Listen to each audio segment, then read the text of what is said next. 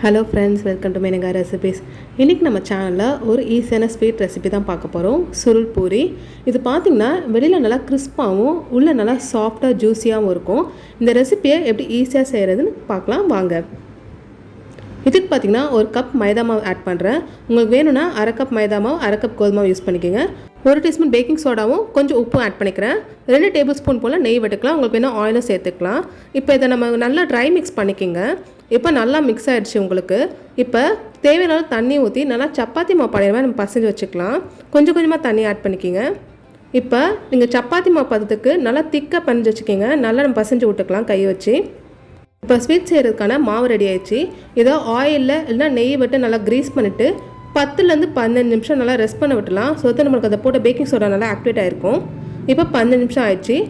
Table top இல்லைனா சப்பாத்தி போர்டை நல்லா க்ளீன் பண்ணி மாவு போட்டுக்கிங்க. இப்போ நம்ம ரெடி பண்ண மாவை திரும்பி நல்லா கை வச்சு நல்லா பசைஞ்சு விட்டுக்கலாம். இப்போ இதை ஈவனாக குட்டி குட்டி பால்ஸாக நம்ம எடுத்துக்கிறோம். உங்களுக்கு எவ்வளோ பால்ஸ் வேணுமோ அதுக்கேற்ற மாதிரி எடுத்துக்கிங்க. நம்மளுக்கு எப்படியும் ஒரு 5லேருந்து 7 லேயர் தேவைப்படும். அதனால் குட்டி குட்டி பால்ஸாக ஒரு 5லேருந்து 7 பால்ஸ் நான் ரெடி பண்ணிக்கிறேன். பால்ஸ் எல்லாமே ரெடி ஆகிடுச்சு. இப்போ சப்பாத்தி உருட்டுற மாதிரி நல்லா நம்ம விரிச்சு எடுத்துக்கலாம். எல்லாத்தையுமே ரொம்ப தின்னாகவும் இல்லாமல் ரொம்ப திக்காகவும் இல்லாமல் ஈவனாக ரவுண்ட் பண்ணிக்கிங்க. அது மாதிரி நம்ம எல்லா லேயர்ஸும் ஒரே ஷேப்பில் இருக்கிற மாதிரி பார்த்துக்கிங்க. எல்லா பால்ஸையும் ஒன்றா இந்த மாதிரி நல்லா ரவுண்ட் ஷேப்பாக சப்பாத்தி விரிக்கிற மாதிரி எல்லாத்தையும் விரித்து வச்சாச்சு. இப்போ நம்ம லேயர் பண்ணிடலாம். ஃபஸ்ட்டு ஒரு பூரி வைக்கிறேன். இதுக்கு மேலே லைட்டாக ஆயிலோ நான் கீயோ ஸ்ப்ரெட் பண்ணிக்கலாம். அது கூட மைதா நான் கோதுமை பூசிக்கிங்க. அப்போ தான் நமக்கு ஒவ்வொரு லேயர் வைக்கும் போதும் ஒட்டாமல் வரும். இப்போ செகண்ட் லேயர் வைக்கிறேன். இதே மாதிரியே நெய்யும் மாவும் போட்டு ஒவ்வொரு லேயராக நீங்கள் அரேஞ்ச் பண்ணிட்டே வாங்க.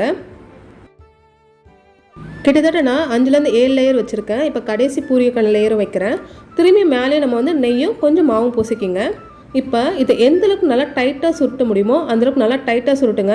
அப்போ தான் உங்களுக்கு உள்ள லேயர் நல்லா கிளியராக தெரியும் உங்களுக்கு. இப்போ நல்லா டைட்டாக ரோல் பண்ணியாச்சு. இப்போ இது கடைசியாக ஈவனாக ரோல் பண்ணிக்கிங்க. இப்போ நான் ரஃபாக தான் கட் பண்ண போகிறேன். ஃபஸ்ட்டு எட்ஜஸை கட் பண்ணிடலாம். உங்களுக்கு இன்னும் கொஞ்சம் பெருசாக வேணும் அப்படின்னா நீங்கள் டைமண்ட் ஷேப்பில் கட் பண்ணிக்கலாம். நான் நார்மலாகவே ஸ்லைஸாக சின்ன சின்னதாக கட் பண்ணிக்கிறேன். இப்போ உங்களுக்கு பார்த்தாலே தெரியும் எந்தளவுக்கு நல்லா லேயர் இருக்குது அப்படின்ட்டு உள்ள.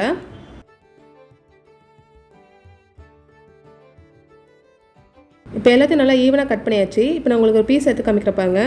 இப்போ நம்மளுக்கு கொஞ்சம் பல்ஜாக இருக்குது. இதை நம்ம நீட்டு வாக்கில் நம்ம ஆக்க போகிறோம். ஸோ ஒரு விரல் எடுத்து இது மாதிரி ஸ்லைட்டாக ப்ரெஸ் பண்ணால் போதும் உங்களுக்கு அது நல்லா ஈவனாக நல்லா உங்களுக்கு அந்த லேயர் கரெக்டாக இருக்கும் உங்களுக்கு. இப்போ நம்ம சுகர் சிரப் ரெடி பண்ணிடலாம். இப்போ பார்த்தீங்கன்னா சக்கரை பாகுக்கு 1 கப் சக்கரை ஆட் பண்ணிக்கிறேன்.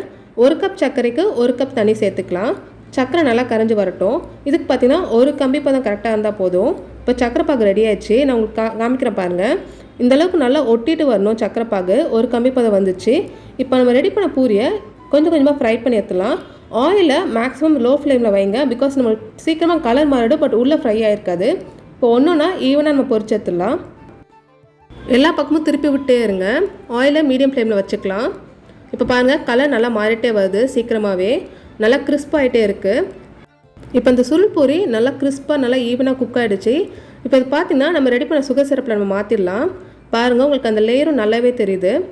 சக்கரை பாகில் நீங்கள் வேணால் லைட்டாக எம்ச்ச பழத்தை விட்டுக்கிங்க ஒரு 2 ட்ராப் போல் ஜூஸை. ஸோ தட் உங்களுக்கு கிறிஸ்டலைஸ் ஆகாமல் இருக்கும் அந்த சுகர் சிரப் உங்களுக்கு. இந்த சுருள் பூரியை ஒரு 2 நிமிஷம் நீங்கள் சக்கரை பாகில் ஊற வச்சா போதும் நல்லா சாஃப்ட் ஆகிடும் உங்களுக்கு. ஒரு டீ டைம் ஸ்நாக்காக இருக்கும் கண்டிப்பாக. ரொம்ப ஈஸியான ரெசிபி. இந்த சுருள் பூரியை காஜா ஸ்வீட்னு சொல்லுவாங்க.